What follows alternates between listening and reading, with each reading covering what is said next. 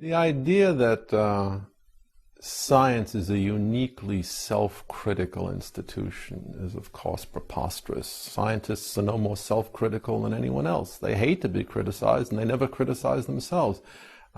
Given the enormously long span of human history, this is a prediction that one would expect to be true, and it is true. There are local mechanisms of criticism in science. I mean, within established theories, if somebody publishes data that don't work out in the right way, or if there are mathematical flaws in a certain theory, these tend to get known.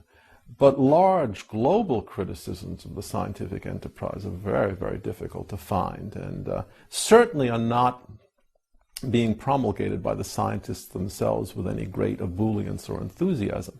Look, these people are only human. They hate criticism. Me too. Me too. It's not a surprise.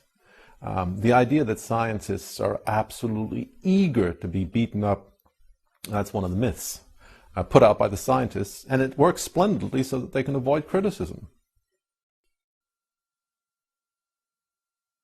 We're asking for standards of behavior that it would be wonderful to expect, but that no serious man actually does expect. 100 years of fraudulent drawings suggesting embryological affinities that don't exist. That's just what I would expect if biologists were struggling to maintain a position of power in a secular democratic society. Let's be reasonable. We're all sophisticated men and women here. I mean, the popular myth of science is a uniquely self-critical institution, and scientists as men who would rather be consumed at the stake rather than fudge their data.